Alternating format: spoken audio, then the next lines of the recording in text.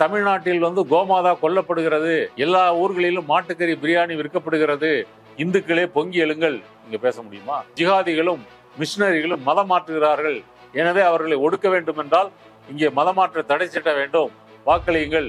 இங்க பேச முடியுமா? அங்க வந்து மதமாற்ற தடை சட்டம் பேசுவாங்க, கோமாதா புனிதத்தை பற்றி பேசுவாங்க, சனாதன தர்மத்தை பத்தி பேசுவாங்க, ராமர் கோயிலை பத்தி வந்து பேசுவாங்க, ஆர்டிகிள் 370 பத்தி பேசுவாங்க. இந்த இந்துத்துவ அரசியலை இங்கே பேச முடியவில்லை என்பதற்காக இவர்கள் ஊழல் அரசியல் என்று பேசுகிறார்கள். மற்றபடி வந்து இந்தியா 47ல வந்து வல்லரசாயிரும், அது வந்து ராணுவத்தை வந்து அப்படி பண்ணுவோம் இப்படி பண்ணுவோம். இப்ப என்ன பண்ணிருக்கு, இந்த 10 வருஷமா என்னத்தை கிழிச்ச, இது வந்து நாட்டை வந்து 100 ஆண்டுகள் பின்னோக்கி கொண்டு செல்கிறதுன்னு சொல்றாரு. மோடி வந்த பிறகு வந்து அதானி வந்து 3வது பணக்காரராக உயர்ந்து விட்டார். இப்ப செல்வம் வந்து ஒரு இடத்துல வந்து குவியுது, இன்னொரு புறம் வந்து ஏழைகள் மேலும் ஏழைகளாகவே மாறிட்டு இருக்கிறாங்க. வயதானவர்களுக்கு வந்து அந்த பாதி கட்டணம் சலுகை என்பதை கூட மோடி அரசு ரத்து செய்திருக்கிறது. இவங்க தான் நாங்க வந்து மக்களுக்காக கிழிச்சோம். இப்ப எடப்பாடியோட பிரச்சனை வந்து என்னன்னாங்க, அரசியல்ல நீங்க வந்து ஒரு ஆளாகணும், ஒரு கட்சி தலையெடுக்கணும்னா சண்டை போடணும். தனது சித்தாந்தத்தை வைத்து அதற்கு எதிரான சித்தாந்தம் கொண்டிருப்போரை எதிர்த்து வந்து நீங்க வந்து சண்டை போடணும். அந்த சண்டை போட்டால்தான் உங்கள் கட்சியும் உங்கள் தலைவரும் வந்து பிரபலம் ஆக முடியும். இப்ப எடப்பாடிக்கு வந்து யார் எதிரின்னே தெரியாம ஆள் இல்லாத டீ கடையில கம்பு சுத்திட்டு இருக்கிறாரு.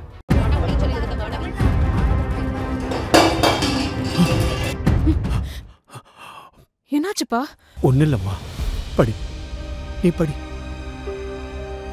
என்னதான் நம்ம பிள்ளைங்க திறமசாலியா இருந்தாலும் இந்த தேவையில்லாத நுழைவுத் தேர்வு தான் நம்ம பிள்ளைங்களோட தலையெழுத்தை நிர்ணயிக்கும் நினைக்கும் போது வேதனையாகும், பயமாகவும் இருக்கு. மாணவர்களின் எதிர்காலத்தை கேள்விக்குறியாக்கும் இந்த பதட்டம் இனியும் நம்மை தொடர வேண்டுமா? இந்தியாவை காக்க ஸ்டாலின் அழைக்கிறேன்.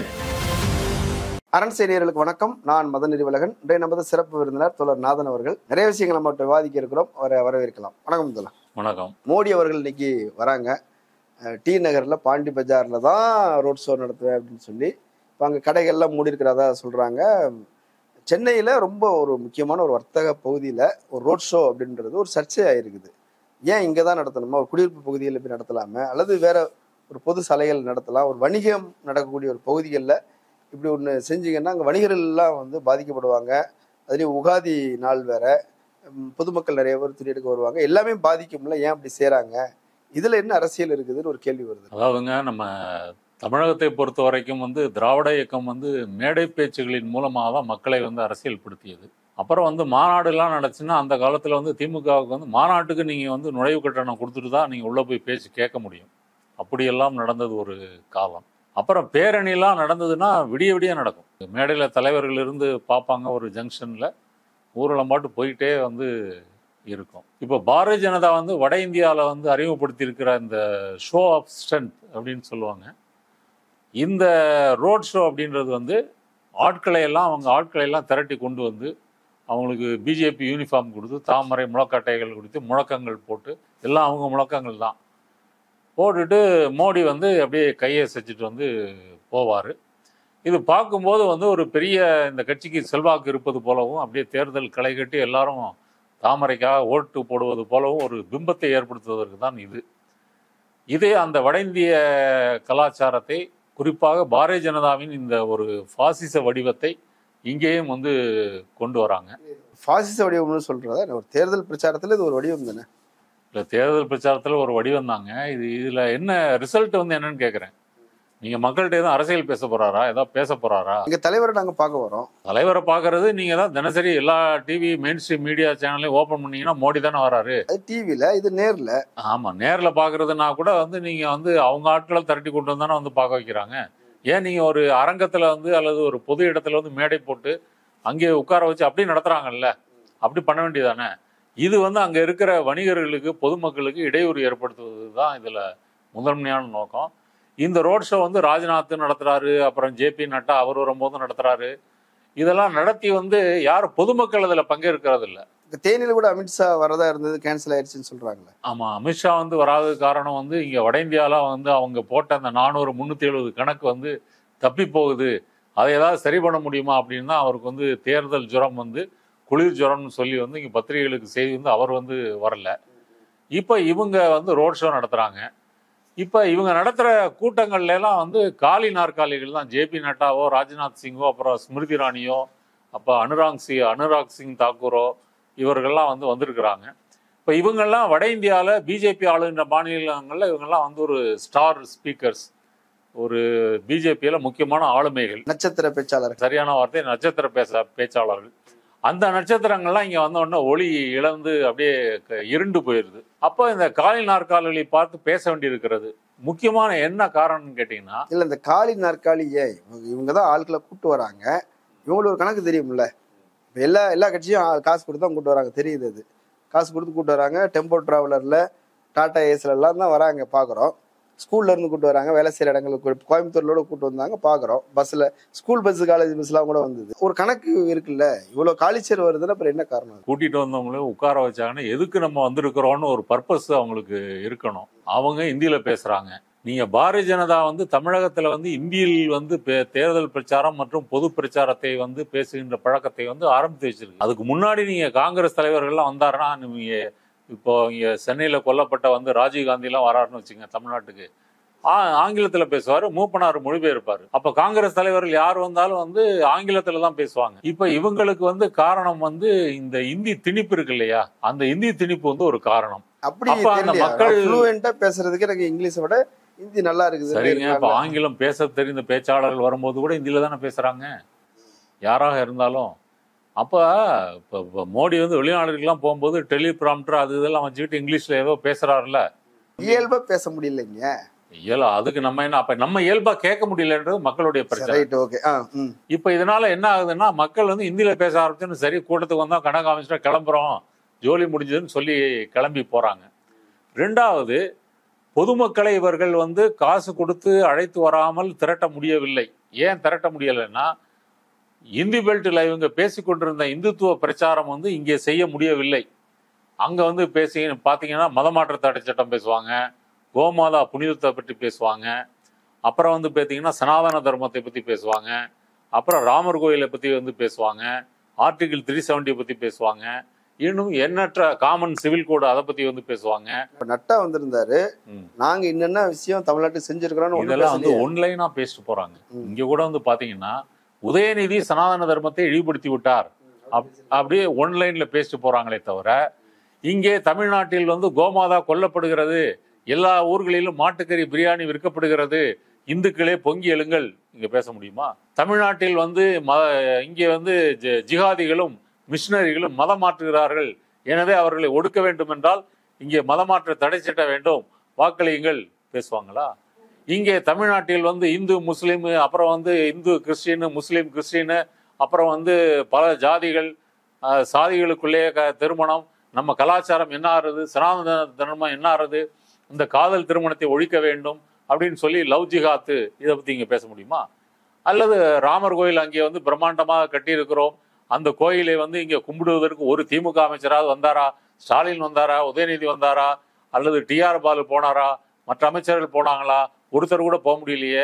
ஆனால் வடக்க பேசுகிறாங்கல்ல, வட இந்தியாவில் வந்து பாட்னாலன்னு நினைக்கிறேன், மோடி பேசும்போது சொல்றாரு, காங்கிரஸ் தலைவர்கள் ராமர் அந்த பிராண பிரதிஷ்டாவுக்கு வரவே இல்லை, இவர்கள்லாம் இந்துக்களின் விரோதிகள்னு பேசுறாரு. அப்போ இந்த இந்துத்துவ பிரச்சாரம் நரேஷன் என்பது இங்கு செயல்படவில்லை, எடுபடவில்லை. அப்போ என்ன பேசுறாங்க? இதெல்லாம் ஒன்லைன்ல பேசுறது ரெண்டே விஷயம்தான், ஊழல், வாரிசு அரசியல். இப்போ ஊழல்னு எடுத்துக்கிட்டா இன்னைக்கு இந்தியாவில் வந்து ஊழலின் தலைமகனாக இருக்கக்கூடிய கட்சி வந்து யாரு? பாரதிய ஜனதா தான். நம்ம எலக்ட்ரல் பாண்டில் வந்து தினசரி நாளொரு வண்ணம் பொழுதொரு வண்ணம் பொழுதொரு மேனிக்காக வந்து அந்த ஊழல் செய்திகள் வந்து கொண்டே இருக்கிறது. எவ்வளவு செய்திகள் நம்ம வந்து பார்த்துட்டோம். இல்ல அது மொத்தமா ஒரு ஊழல் அப்படின்னு சொல்றதா அல்லது வெவ்வேறு ஊழல்னு சொல்றது? இது வந்து டிப் ஆஃப் த ஐஸ்பெர்க்னு சொல்லலாங்க. ஒரு பெரிய மலைமுகடு வந்து மலை வந்து கடலில் மூழ்கி அதனுடைய மேலே இருக்கக்கூடிய வெறும் சின்ன சிகரம் மட்டும்தான் தெரிந்திருக்கிறது. இப்போ ஒரு கம்பெனிக்கு இவங்க வந்து இடி ரைடு விடுவாங்க. இந்த கம்பெனி வந்து ஏற்கனவே வந்து 50,000 கோடி கான்ட்ராக்ட் வாங்கியிருக்கு அப்படின்னு சொன்னா, இவங்க ஒரு 500 கோடி கொடுத்தாங்கன்னா அது 1.5 லட்சம் கோடி கான்ட்ராக்டா வந்து அது மாறும். ஆனா அதே கான்ட்ராக்ட் தான், அமௌண்ட் மட்டும் ஏறும். அப்படி வந்து ஒவ்வொரு ஊழலையும் தனித்தனியா எடுத்து பார்த்தால் இது வந்து பல லட்சம் கோடிகளை வந்து தாண்டும். அப்ப ஊழலின் தலைமகனாக இருக்கக்கூடிய இந்த பாரதிய ஜனதா இங்கே வந்து ஊழல்னு சொல்லி வந்து பேசுகிறது. இவங்க வந்து இந்த India against corruption, Anna Hazare அந்த அப்போ ஆரம்பிச்சாங்க இல்லையா, அதை வந்து வைத்துக்கொண்டு இன்னும் வந்து 2G ஸ்மிருதி இரானிங்க வந்திருக்கிறாங்க, தமிழ்நாட்டுக்கு பிரச்சாரம் வந்திருக்காங்க. இந்த அம்மா யாருன்னே இங்கே வந்து தெரியாது. இவங்க வந்து பாராளுமன்றத்தில் பேசும்போது என்ன பேசுனாங்க தெரியுமா? ஆராசா வந்து விரைவில் சிறைக்கு போவார் 2G வழக்கில். 2G வழக்கில் அவர் நிரபராதின்னு சிபிஐ சிறப்பு நீதிமன்றம் தீர்ப்பே வழங்கி இருக்கிறது. இப்போதான் மேல்முறையீட்டுக்கு வந்து அனுமதியே கொடுத்துருக்குறாங்க. இப்போ அந்த அம்மா அதற்கு முன்னாடியே வந்து இவர் சிறை செல்வார். அப்போ இந்த ஊழல் பற்றிய அந்த பழைய உருட்டுகள் அறுப்புகளை வந்து இவர்கள் தொடர்ந்து பேசி கொண்டிருக்கிறார்கள். அப்புறம் வாரிசு அரசியல். அப்புறம் வாரிசு அரசியல்னு எடுத்துக்கிட்டிங்கன்னா, இப்போ அம்பானி, அதானி, டாடா, பிர்லா, கோயங்கா, இப்போ இவர்கள்லாம் இருக்கிறாங்க. இப்போ இந்த கார்ப்பரேட் நிறுவனங்களில் தான் வந்து வாரிசு அரசியல் இருக்கிறதே தவிர, அரசியல் கட்சிகளில் ஒருத்தர் வாரிசாகணும்னா அவர் வந்து மக்களை சந்தித்து தேர்தலில் நின்று வெற்றி பெற்று தான் வாரிசாக முடியும். கட்சியும் அங்கீகரிக்கணும், மக்களும் கட்சி தொண்டர்களும் அங்கீகரிக்கணும், மக்களும் ஓட்டு போட்டு தேர்ந்தெடுக்கணும். அவர் வந்து பேசினார்னா போய் நின்று கேட்கணும். அப்போ ஒரு கட்சி இதையெல்லாம் தாண்டி தான் வந்து ஆக முடியும். ஆனால் கார்ப்பரேட்டுக்கு வந்து அந்த இது வந்து இல்லை. இவர்கள் கார்ப்பரேட் வாரிசை மற்றும் வந்து பார்ப்பனியத்தின் வாரிசை ராகுல் காந்தி கேட்கிறார் இல்லையா? கேபினட் செக்ரட்டரியில் எத்தனை பேர் வந்து ஓபிசி, எத்தனை பேர் SC/ST, அதே போல வந்து ஜுடிஷியரியில் இருக்கக்கூடிய நீதிபதிகள் எத்தனை பேர் ஓபிசி, எத்தனை பேர் SC/ST, அதே போல அவர் முன்னாடி இருக்கிற மீடியா பர்சன்ஸ் இருக்காங்க, ஜேர்னலிஸ்ட் இருக்கிறாங்க, அந்த பத்திரிகையாளர்கள் எத்தனை பேர் ஓபிசி கைதூக்குங்கன்னு கேட்கிறாரு. அப்போ இதுல இருந்து என்ன தெரியுது? இவர்களுடைய பெர்சன்டேஜ் என்பது வந்து மிகவும் வந்து குறைவு என்பது வந்து தெரிகிறது. அப்ப இப்படி இருக்கும்போது இதை மாற்றுவதற்கு வந்து நாம் என்ன செய்ய வேண்டும்? இப்ப இதுல எல்லாம் வந்து இந்தியாவினுடைய பெரும்பான்மை ஓபிசி மக்களோ SC/ST மக்களோ ஏன் போக முடியவில்லை? அப்ப அங்க வாரிசாக யார் வருகிறார்கள்? பார்ப்பன மேல் சாதியினர் தானே வராங்க. அப்ப இந்த வாரிசு அரசியலை வைத்து நடத்தி கொண்டிருக்கின்ற பாரதிய ஜனதா இங்கே வந்து வாரிசு அரசியல் என்று பேசுவது என்பது ஒரு பம்மாத்து, ஒரு பொய். அப்ப இது ரெண்டையும் வைத்துக்கொண்டு இவர்கள் பேசுறதுக்கு என்ன காரணம்னா, இவர்கள் ED, CBI, இன்கம் டேக்ஸ் வைத்துக்கொண்டு ரெய்டு விட்டு, இப்ப கூட நம்ம இயக்குனர் அமீர் வீட்டில் வந்து ரெய்டு போயிருக்காங்க. அப்ப இதை வைத்துக்கொண்டு என்ன செய்வாங்க? திமுகவுக்கு ஆதரவான ஒரு இயக்குனர் அவர் வீட்டில் ரெய்டு. நாளைக்கு தேர்தல் நெருங்கும் போது திமுக முக்கியமான பிரமுகர் வீட்டில் கூட இந்த போதைப் பொருள் பிரச்சனைக்காக, இந்த ஜாபர் சாதி கேஸுக்காக வந்து ரைடு வந்து விடலாம். இப்படிலாம் அவங்க பிளான் வந்து பண்ணியிருக்கிறாங்க. அப்ப அந்த இந்துத்துவ அரசியலை இங்கே பேச முடியவில்லை என்பதற்காக இவர்கள் ஊழல் அரசியல் என்று பேசுகிறார்கள். மற்றபடி வந்து இந்தியா 47ல் வந்து வல்லரசாயிரும், அது வந்து ராணுவத்தை வந்து அப்படி பண்ணுவோம் இப்படி பண்ணுவோம். நீ இப்ப என்ன பண்ணிருக்கு? இந்த 10 வருஷமா என்னத்தை கிழிச்ச, அதை பத்தி ஒன்றும் சொல்லாம 47ல் என்ன செய்ய போறோம்னு பேசிட்டு இருக்கிறாங்க. ஒரு தொலைநோக்கு பார்வையோட சொல்றாங்க எடுத்துக்கணும். ஆமா, அந்த தொலைநோக்கு பார்க்கும் போதெல்லாம் நம்மளே முதல்ல இருப்போமான்னு தெரியாது. அப்புறம் அவங்க நம்மளோட வயசானவங்க. இதையெல்லாம் வந்து மக்கள் வந்து ஒரு பிரச்சாரம் என்ற முறையில் ரசிப்பாங்களா? ஒரு இமான் அண்ணாச்சி போய் வந்து திமுகவை பேசுறாருன்னு வச்சுங்க, மக்கள் ரசிப்பாங்க. ஏன்னா அவர் வந்து நெல்லை தமிழ்ல வந்து திமுக என்ன செய்தது, ஒன்றிய அரசு எப்படி எல்லாம் இங்கே ஒடுக்கிறது, இமான் அண்ணாச்சி பேசினார்னா ஒரு 1000 பேர் பேசுவாங்க. கமலஹாசன் கூட முன்னாடி வந்து பேசினா குழப்பமா இருக்கும், தெளிவா பேசுறாரு. அப்ப மையத்துல இருந்தாரு. இப்போ ஒரு ஸ்டாண்ட் பாயிண்ட் எடுத்துட்டாரு. இந்தியாவினுடைய ஜனநாயகத்திற்கு ஆபத்து, பாரதிய ஜனதாவை வந்து வீழ்த்துவோம், அப்பதான் இந்தியாவின் ஜனநாயகத்தை காப்பாற்ற முடியும். இந்த தெளிவு வந்ததுனால ஒரு பேச்சிலே வந்து தெளிவு வந்துருச்சு. அப்ப கமலஹாசன் வந்தா இயல்பா மக்கள் 1000 பேர் 2000 பேர் வந்து கூடுவாங்க. அப்ப இந்த கூட்டங்கள் எல்லாம் நமிதாவுக்கு கூட்டம் வரமாட்டேங்குது. நமிதா வந்து ஒரு நடிகை தானே, பாரதிய ஜனதாவுடைய நடிகை தானே. அவங்க வந்து அந்த மார்வாடி சேட்டு தமிழ் படங்கள்ல தமிழ்ல வந்து பேசுறாங்க, தப்புந்த வருமா, அவங்களுக்கு கூட கூட்டம் வர மாட்டாங்க. என்ன பண்றது? அப்ப இந்த நாற்காலிகள் கண்ணீர் வடிக்கின்றன. பாரதிய ஜனதா கூட்டம்னாலே நாற்காலிகளுக்கெல்லாம் வந்து ஒரு நடுக்கம் வந்துடுது. அது வெயில் காலம் வேற, பிளாஸ்டிக் சேர் வேற. ஆமா, ஐயோ நம்மள யாருமே யூஸ் பண்ண மாட்டாங்களே, நம்ம வீணா போறோமே அப்படின்னு அந்த நாற்காலிகளே வெட்கப்படுகிறது. இது ஒரு புறம். இப்போ காங்கிரஸ் உடைய தேர்தல் அறிக்கை இந்த தேர்தலின் போக்கையே வந்து அதை மாத்திருச்சு அப்படிங்கிற அளவுக்கு வந்து அது விவாத பொருளா மாறிடுச்சு. நான் என்ன நினைச்சேன்னா, இப்போ காங்கிரஸ் கட்சி சொல்லியிருக்குது என்னன்னா, நாங்கள் தேர்தல் அறிக்கை சொல்லியிருக்கிறோம், இதெல்லாம் நிறைவேற்றுவோம், இதை நிறைவேற்ற முடியாது, சாத்தியம் இல்லை, நிதி இல்லை, இப்படிதான் விவாதம் நடந்து பார்த்துருக்கிறேன். ஆனால் இந்த முறை வினோதமாக அதுக்கு ஒரு விமர்சனம் மோடி பேசுறாரு, இது வந்து முஸ்லீம் லீக்கோடைய தேர்தல் அறிக்கை போல இருக்குது அப்படின்னு. அஸ்ஸாம் முதலமைச்சர் சொல்றாரு, இது வந்து பாகிஸ்தான்ல உள்ள தேர்தல் அறிக்கை போல இருக்குது அப்படின்றாரு. இது என்ன அணுகுமுறை இது? அதாவதுங்க, முதல்ல என்ன சொன்னாங்கன்னா, காங்கிரஸ் தேர்தல் அறிக்கை வந்து மக்களிடம் போய் சேரவில்லை, மக்களுக்கு தெரியாது அப்படின்னு ஒன்று சொன்னாங்க. அப்புறம் தமிழ்நாட்டில் டிவி டிபேட்டுக்கு வர்றவங்கலாம் இதெல்லாம் நிறைவேற்றவே முடியாது அப்படின்னு வந்து சொன்னாங்க. இப்போ வட இந்தியாவில் மோடியோ அல்லது மற்ற பிஜேபி தலைவர்களோ பேசும்போது என்ன சொல்கிறாங்க, இது வந்து இப்போ நீங்கள் சொன்னது போல் வந்து மோடி வந்து என்ன சொல்லியிருக்கிறாருன்னா, இது வந்து சுதந்திரத்துக்கு முன்னாடி உள்ள முஸ்லீம் லீக்கின் முத்திரையை கொண்டிருக்கிறது, இது ஒரு பிரிவினைவாத தேர்தல் அறிக்கை, நாட்டை வந்து 100 ஆண்டுகள் வந்து பின்னோக்கி கொண்டு செல்கின்ற தேர்தல் அறிக்கை, இது அவருடைய அறுப்பு. அப்புறம் வந்து நம்ம அஸ்ஸாம் முதலமைச்சர் வந்து ஹிமந்த் பிஸ்வா சர்மா, அவர் என்ன சொல்லியிருக்காருன்னா, இந்த தேர்தல் அறிக்கை வந்து பாகிஸ்தானுக்கான தேர்தல் அறிக்கை, இந்தியாவுக்கான தேர்தல் அறிக்கை இல்லை அப்படின்னு அவரு சொல்லியிருக்கிறாரு.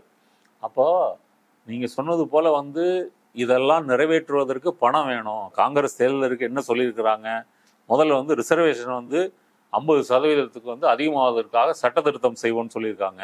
சாதி சமூக பொருளாதார ரீதியாக வந்து கணக்கெடுப்பு எடுப்போம்னு சொல்லியிருக்கிறாங்க. முறைசாரா தொழிலாளர்களுக்காக ஆயுள் காப்பீடு, விபத்து காப்பீடு அது சொல்லியிருக்கிறாங்க. விவசாய கடன் தள்ளுபடி, விவசாயிகளுக்கு வந்து MS சுவாமிநாதன் குழு பரிந்துரைப்படி MSP வந்து கொடுப்போம், அதை வந்து சொல்லியிருக்கிறாங்க. அப்புறம் மகாலட்சுமி திட்டப்படி ஏழை பெண்களுக்கு 1 லட்சம் ரூபாய் வருஷத்துக்கு இது சொல்லியிருக்கிறாங்க. ஒன்றிய அரசுல வந்து பெண்களுக்கு 50% வேலை, அப்புறம் வந்து பெண்களுக்கு வந்து எல்லா இடங்கள்லையும் வந்து சம வேலை சம ஊதியம், இதை வந்து அமல்படுத்துவோம்னு சொல்லியிருக்காங்க. 30 லட்சம் காலி பணியிடங்கள் நிரப்போம், SC ST சொல்லியிருக்கிறாங்க. நீட்டு கியூட்டு வந்து மாநிலங்கள் தேவையில்லை என்றால் அவர்கள் வந்து ரத்து செய்து கொள்ளலாம், அது வந்து சொல்லியிருக்கிறாங்க. இது புதிய கல்விக் கொள்கையை வந்து மறு ஆய்வு செய்வோம், அது ஆலோசனைகள் கேட்போம்னு சொல்லியிருக்காங்க. கல்வி கடன் ரத்து இது சொல்லியிருக்காங்க. இன்னும் இந்த மாதிரி வந்து நிறைய, இதுல முஸ்லீமே வரலையே, நீங்க சொன்னதுல எதுலயுமே முஸ்லீம் வரல. நான் சொல்ல வரேன், முஸ்லீம் வரலன்றது மட்டும் இல்லைங்க, இது வந்து நாட்டை வந்து 100 ஆண்டுகள் பின்னோக்கி கொண்டு செல்கிறதுன்னு சொல்றாரு. அப்ப என்ன இது நாட்டை, அதாவது மோடி வந்த பிறகு வந்து அதானி வந்து 3வது பணக்காரராக உயர்ந்து விட்டார். 600வது இடத்துல இருந்து 3வது இடத்துக்கு நாடு முன்னேறி விட்டது. ஆமா, அப்ப செல்வம் வந்து ஒரு இடத்துல வந்து குவியுது, இன்னொரு புறம் வந்து ஏழைகள் மேலும் ஏழைகளாகவே மாறிட்டு இருக்கிறாங்க. இப்ப ராகுல் காந்தி என்ன சொல்றாரு, முதல்ல இந்த சொத்தையும் செல்வத்தையும் வந்து பிரிப்போம், அதை கணக்கெடுத்துட்டு பிரிப்போம் அப்படின்னு சொல்றாரு. இதுக்கெல்லாம் காசு எங்கன்னு கேட்டதுக்கு அவர் என்ன சொல்றாருன்னா, அதாவது வந்து மோடி வந்து கார்ப்பரேட் நிறுவனங்களுக்கு பணக்காரர்களுக்கு தள்ளுபடி செய்த தொகை மட்டும் 16 லட்சம் கோடி ரூபாய், பில்லியனர்ஸுக்காக அவர் தள்ளுபடி செய்த தொகை வந்து 16 லட்சம் கோடி ரூபாய். அப்ப இந்த பணத்தை வைத்துக்கொண்டு இதெல்லாம் செய்ய முடியாதா? இப்போ ரயில்வேல வந்து சீனியர் சிட்டிசன்ஸ் 60 வயது கடந்தவர்களுக்கு 50% வந்து பயண கட்டணத்துல வந்து தள்ளுபடி. மோடி அரசு வந்தவுடனே அதை ரத்து செஞ்சு கிட்டத்தட்ட அதை வந்து 5800 கோடி ரூபாய் வந்து அதை வந்து சுருட்டி இருக்காங்க, மோசடி பண்ணியிருக்காங்க. வயதானவர்களுக்கு வந்து அந்த பாதி கட்டணம் சலுகை என்பதை கூட மோடி அரசு ரத்து செய்திருக்கிறது. இவங்க தான் நாங்க வந்து மக்களுக்காக கிழிச்சோன்னு வந்து பேசுறாங்க. நீங்க சொன்ன மாதிரி அந்த 30 லட்சம் அரசு வேலைகள் மட்டும் இல்ல, உடனடி நியமனம் அப்படின்னு சொல்லியிருக்கிறாரு. அதே போல வந்து நீங்க ஒரு டிகிரி முடிச்சிருக்கிறீங்க அல்லது டிப்ளமா முடிச்சிருக்கிறீங்க, ஒரு வேலையில் சேருவதற்காக நாங்கள் வந்து 1 லட்சம் ரூபாய் வந்து ஒரு இது கொடுக்குறோம், ஒரு ஸ்டைஃபண்ட் மாதிரி கொடுக்குறோம், அது வந்து சொல்லியிருக்கிறாங்க. அப்புறம் கிக் ஒர்க்கர்ஸ், இந்த டெலிவரி பேஸ்டு ஆப் அந்த இவங்க இருக்காங்க இல்லையா, அவங்களுக்கான சோசியல் செக்யூரிட்டி பென்ஷன்ஸ் இதை பத்திலாம் அவங்க வந்து வாக்குறுதி கொடுத்துருக்குறாங்க. அப்போ இதெல்லாம் இந்தியாவை முன்னோக்கி கொண்டு செல்லுமா? அதாவது மோடி அரசு பணக்காரர்களிடம் குவித்திருந்த செல்வத்தை அதை எடுத்து மக்களிடம் கொண்டு செல்வதுதான் வந்து காங்கிரஸ் கட்சியினுடைய தேர்தல் அறிக்கை. இப்ப திமுக எல்லாம் சொல்லுது இல்லையா, நாங்க ரொம்ப நாள் சொல்லிட்டு இருந்ததை முன்னாடி காங்கிரஸ் ஏத்துக்கல, இப்ப ஏத்துக்கிட்டாங்க. இப்ப இதுல முஸ்லீம் லீக் எங்க வந்துச்சு, பாகிஸ்தான் எங்க வந்துச்சு? இதை சொல்லுவதற்கு வந்து எவ்வளவு வன்மம் வேண்டும். இதை காங்கிரஸுக்கு வந்து ஏது பணம்னு அப்படி கேட்கலாம், அரசியல் ரீதியாக விமர்சிக்கலாம், குறை கண்டுபிடிக்கலாம். அதை விட்டு இது வந்து ஒரு பிரிவினைவாதம், முஸ்லீம் தீவிரவாதம், ஜிகாதி இப்படி கொண்டு போகிறதுனா எவ்வளவு வன்மம் பிடித்தவர்கள். இதை எதிர்கொள்ள முடியலையே அவங்களால. இந்த திட்டங்கள்லாம் வந்து வெளியே பிரச்சாரம் ஆகும்போது மக்களிடையே வந்து பெரிய செல்வாக்கு பெறும். அந்த செல்வாக்கை வந்து அவர்கள் வந்து இப்ப எங்க பேசினாலும் மாஸ் தானே. இப்போ குஷ்பு வந்து ரொம்ப ஒரு ஸ்டார், நீங்க சொன்ன மாதிரி நட்சத்திர பேச்சாளர்கள்ல அவங்க இங்க உள்ள பிஜேபிகள்லயே அதிக நட்சத்திர தன்மை கொண்டவங்க அவங்க தான். இந்த முறை பிரச்சாரத்துக்கு வர மாட்டேன்னு சொல்லியிருக்கிறாங்க. என்ன காரணம்?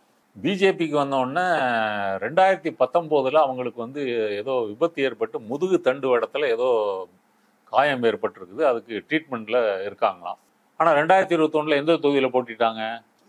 சேப்பாக்கத்துல 1000 விளக்குல வந்து நம்ம எழிலன் போட்டிட்டாரே, வெற்றி பெற்றாரே, அந்த தொகுதியில அவங்க போட்டிட்டாங்க. அப்ப தெருவா சுத்தினாங்க. அப்போ வந்து அந்த காயம் ஒன்றும் பிரச்சனை ஆகலை. இப்ப என்ன சொல்லியிருக்காங்கன்னா, அந்த வந்து தேர்தல் பிரச்சாரத்துக்கு போகக்கூடாதுன்னு மருத்துவர்கள் சொன்னாங்க, அதை மீறி போனேன், ஆனா எனக்கு வந்து அந்த பிரச்சனை அதிகரித்து விட்டது, எனவே நான் பிரச்சாரத்திலிருந்து விடைபெறுகிறேன்.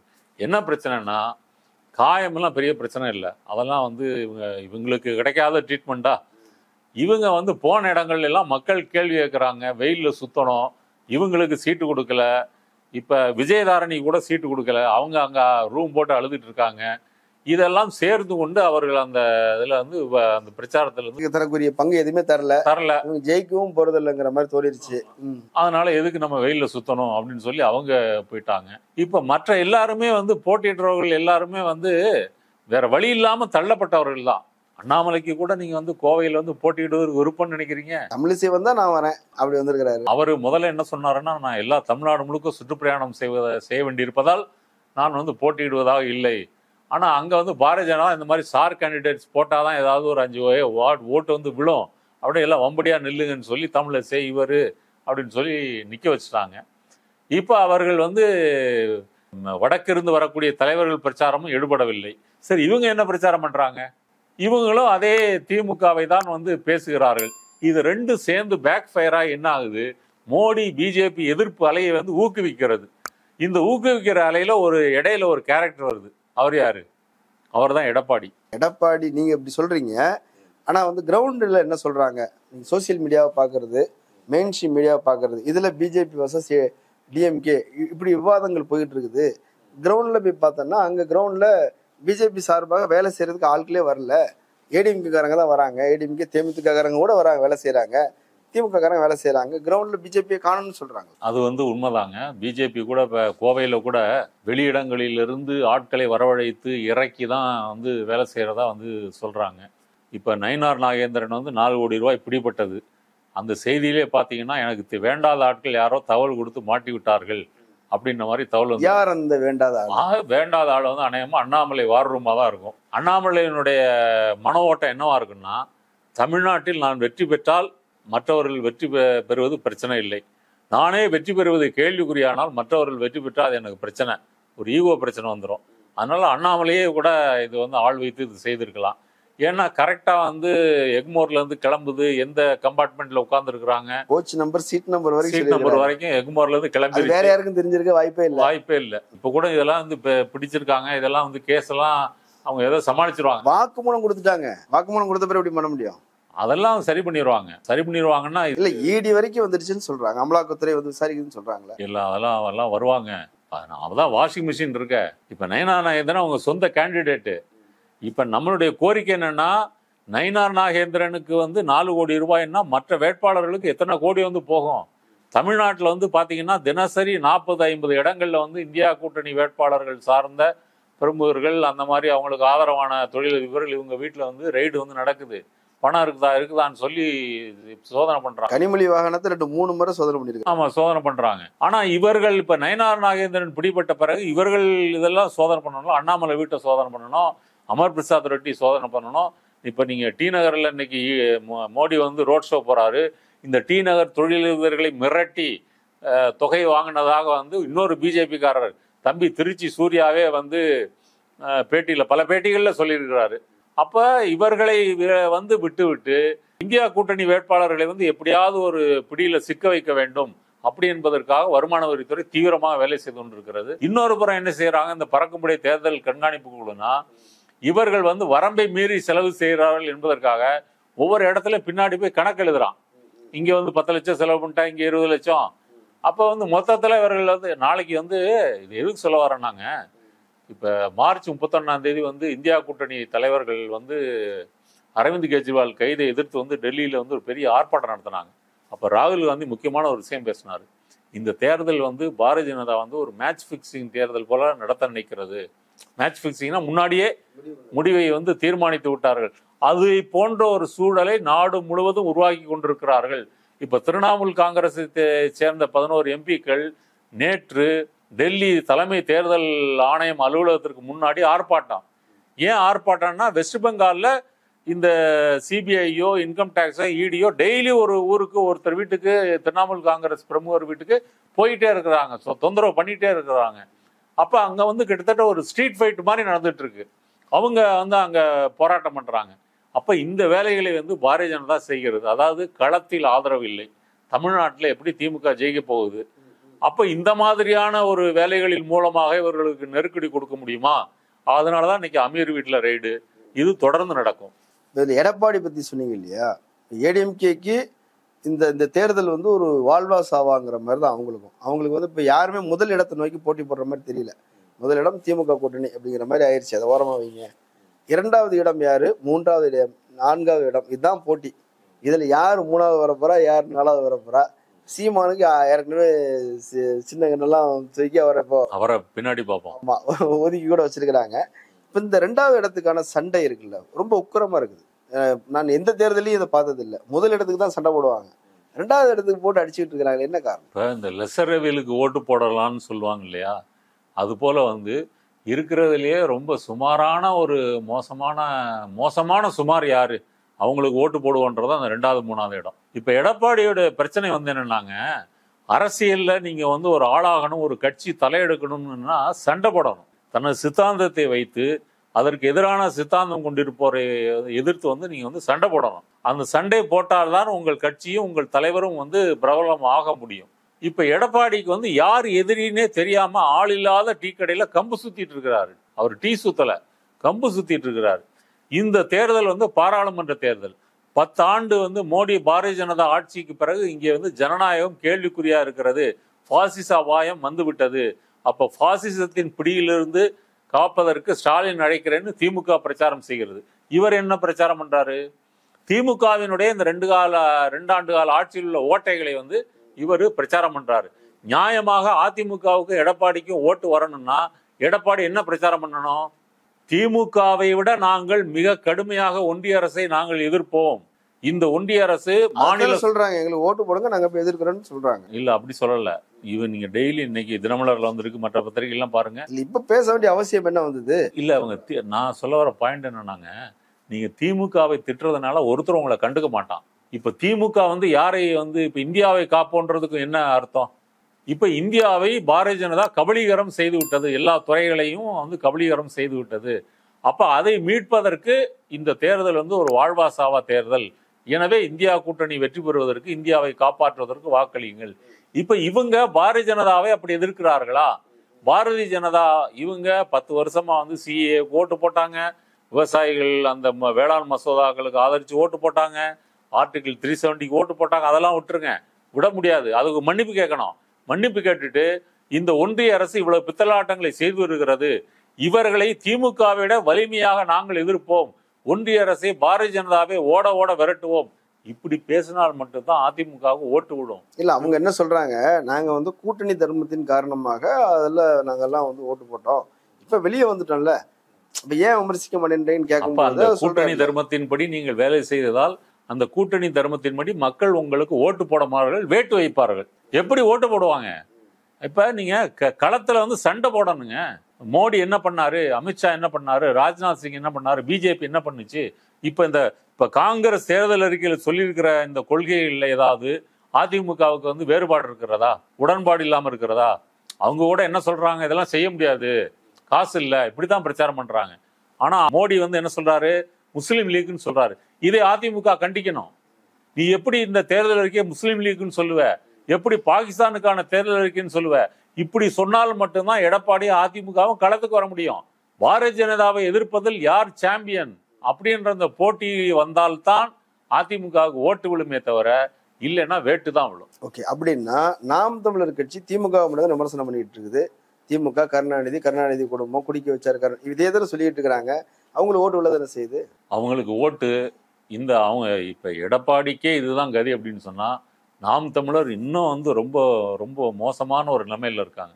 ஏன் அப்படின்னு சொன்னா, போன தேர்தல் வரைக்கும் வந்து இவர்கள் திமுக எதிர்த்து பேசுவதை வந்து பாரதிய ஜனதாவும் அதிமுக ஒரே கூட்டணியிலிருந்து ஆதரித்தார்கள். இவர்கள் செலவை எல்லாம் பார்த்துக்கிட்டாங்க. திரள் நிதி வந்து திரளாக வந்தது, வேட்பாளர்கள்லாம் வந்து வளமாக கொளித்தார்கள். இந்த உலகத்திலேயே வந்து ஒரு தேர்தலில் தோற்பதின் மூலம் சம்பாதிப்பது எப்படி என்ற ஒரு கலையை கற்று வைத்திருக்கிற கட்சி வந்து நாம் தமிழர் கட்சி தான். ஒரு புதிய தொழில் அது. இது வந்து ஒரு புது வேலைவாய்ப்பு, புதிய தொழில் முனைவோர், ஆமா ஸ்டார்ட் அப், இது மாதிரி அதுல வந்து அவங்க ஒரு சுகம் கண்டுட்டாங்க. இப்ப இவர் வந்து திமுகவை எதிர்த்து பேசுறது வந்து எங்க எடுபட மாட்டேங்குது. அதனால அண்ணாமலையை கூட வம்புக்கு இழுக்கிறாரு. அண்ணாமலையை ஒண்டி வாதிச்சு பாப்பா அப்படின்னு சொல்லி. அண்ணாமலை என்ன சொல்றாரு, சீமான்லாம் எனக்கு ஒரு ஆளா, எதுக்கு அந்த ஆள் கூட நான் வாதிக்கணும் அப்படின்னு சொல்லிட்டு அண்ணாமலையே கை கழுவிட்டாப்ல. இல்லைன்னா அண்ணாமலை வந்து என்கரேஜ் பண்ணணும்ல. சீமான் வந்து நல்ல உறுதியா இருக்கிறார், அண்ணன் சீமான் வந்து முன்னாடி பேசியிருக்காருல்ல, சீமானை பாராட்டி இருக்கிறார்ல. இப்ப சீமான் வந்து இந்த நாடாளுமன்ற தேர்தலில் அதே திமுகவை வந்து குறை சொல்லுகின்ற அந்த சரணம் பல்லவி வந்து இந்த தேர்தலில் எடுபடாது. ரெண்டாவது வந்து சாட்டை துரைமுருகனுடைய அந்த ஆடியோ வெளிவந்த பிறகே அந்த கமெண்ட் எல்லாம் போய் படிச்சு பார்த்தாலே அதுலேயே சில பல 1000 ஓட்டுகள் வந்து நாம் தமிழர் சீரியஸான தம்பிகள், நியாயமான தம்பிகளே ஓட்டு போடுவது இல்லை என்று முடிவு செய்து விட்டார்கள். ரெண்டாவது, நாம் தமிழர் வந்து ஒரு ஃப்ளோட்டிங் பாப்புலேஷன் தான். புதிய வாக்காளர் இளைஞர்கள் வந்து அப்படி வந்து ஒரு சீமானுடைய அந்த வீராவேசமான பேச்சை கேட்டு வந்து ஓட்டு போடுவாங்க. அப்புறம் பார்ப்பாங்க இது வேலைக்கு ஆகாது, என்னமோ பேசுறாரு உளறாரு, கொஞ்சம் மெச்சூரிட்டி வந்தவொடனே விலகி போயிடுவாங்க. வயசுக்கு வந்தவொடனே புரிஞ்சிடும். இப்ப அந்த ரேஷியோவும் குறைந்து கொண்டே போகிறது. கூட்டமே இல்லையே. பிஜேபியும் கைவிட்டு விட்டது, அதிமுகவும் கைவிட்டு விட்டது. அதனால நாம் தமிழர் வந்து இந்த தேர்தல் வந்து ஒரு சோக கீதமா தான் இருக்கும். பெரிதாபம் தான். நிறைய விஷயங்கள் நம்ம விவாதிச்சிருக்கிறோம். உங்களுடைய கருத்துக்களை சொல்லியிருக்கிறீங்க. மோடியோட ரோட் ஷோ எப்படி இருக்க போகுதுங்கிறத நம்ம பார்க்க தான் போறோம். கலந்து கொண்டு கருத்துக்களை பகிர்ந்தமைக்கு நன்றி. நன்றி. நேரிலே மற்றொரு விருந்தினரோடு மீண்டும் சந்திக்கலாம். நன்றி. அரண்சை நண்பர்களுக்கு வணக்கம். அரண்சை ஊடகம் சுயேட்சையாக இயங்குவதற்காகவே உருவாக்கப்பட்டது. நாம் செய்கிற வேலை உண்மையிலேயே மக்களுக்காக செய்கிறோம் என்பதை நீங்கள் நம்பினால், வாய்ப்பு இருந்தால் இந்த ரேசர் பே QR கோடுக்குள்ளே நீங்கள் வந்து அதை ஸ்கேன் பண்ணி எங்களுக்கு உங்களால் இயன்றதை, விருப்பம் இருந்தால் ஆதரவு தெரிவிக்கலாம்.